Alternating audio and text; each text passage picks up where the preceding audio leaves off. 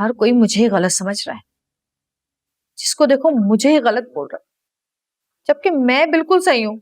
और mummy mummy भी मेरा साइड नहीं ले रही। एक तो दरवाजे भी ऐसे हैं धड़ भड़ करके खुलते हैं। अब तुम ये मुंह बना के बैठी हुई हो।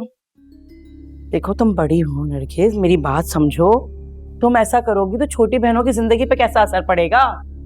बस मम्मी बस, मैं फैसला कर चुकी हूँ। तुमको मैंने फोन पर बताया था ना, अब मैं वही करूंगी बस। अरे कौन सा फैसला? क्या कर लिया है फैसला तुमने?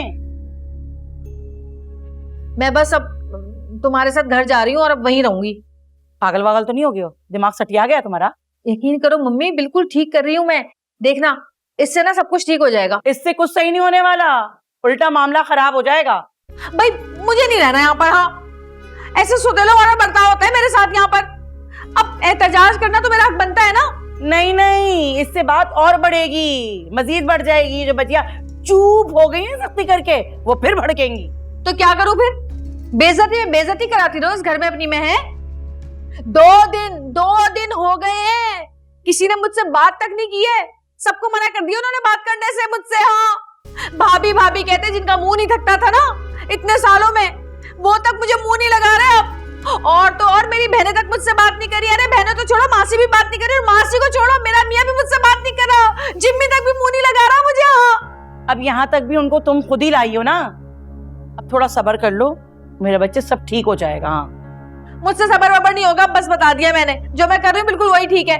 तुम साथ लेके जा रही हो, मैं खुद ही आ जाऊं कल। और अगर नहीं लेके जाओगी ना तो ठीक है, मैं कहीं भी चली जाऊंगी, लेकिन यहाँ नहीं रहूंगी बस। है तुम्हारे दिमाग में ना खुन्नास भर गया है और तुम टकराने पे तुली हुई हो। लेकिन याद रखना, बजिया टकराने से नहीं टूटने वाली। बजिया को अगर तोड़ना है और या उन्हें अपना बनाना है तो मुझसे बेहतर कोई नहीं जानता। मैं तुम्हें बताती हूँ क्या करना है। बिल्कुल फारिया जैसा रवैया अख्तियार कर लो। अबे ये चमचागिरी वमचागिरी नहीं होती मुझसे। हाँ, बता दिया मैंने। और मैं गलत नहीं हूँ, मैं सही हूँ। ये फारिया वाली जैसी बहू होती है ना, यही दिमाग खराब करती है। ससुराल वालों के सास को उठा के आसमान पे बिठा देती है, जबकि उसकी औकात जमीन की भी नहीं होती है। मैं नहीं करने वाली है, सब कुछ बता दिया मैंने। मैं जैसी हूँ मैं वैसी ही रहूंगी, और अब मुझसे मजीद बर्दाश्त नहीं होता। हाँ, मैं अब किसी की नहीं सुनने वाली, मैं राइट पर हूँ। हाँ, अरे कौन किस राइट पर है, कुछ हमें भी तो बताओ। और ये नरगिस बेटा, तुम खाने पर क्यों नहीं आई? अब बताओ ना अपने अब्बा को, कुछ पूछ रहे हैं नरगिस। हाँ हाँ बोलो बेटा, क्या बात है? वो डैडी, वो राबिया की तबीयत ठीक नहीं थी तो मैं उसके साथ थी, इसलिए खाने पे नहीं आई। वो उसको मेरी जरूरत थी। भाई ये तो बहुत अच्छी बात है, एक दूसरे का ख्याल करना चाहिए, बस यही बात थी। जी सिबुनसा, वो आखिर में आपने नमाज पढ़ी थी ना, जानमाज नहीं मिल रही, कहाँ है? अब क्या हो गया? पाँव रखा हुआ है, आप टकरा के गिरने इतना लगे, सही से खड़े होगी तो नहीं है आपको? मैंने बरामदे में ना नमाज पढ़ी थी, वहीं पे होगी। जाइए, जाके आराम से पढ़ लीजिए। मैं वही नमाज पढ़ लेता हूँ।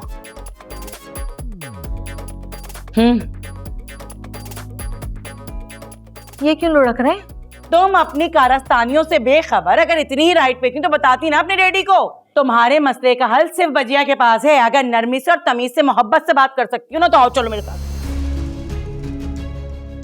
चलो ना।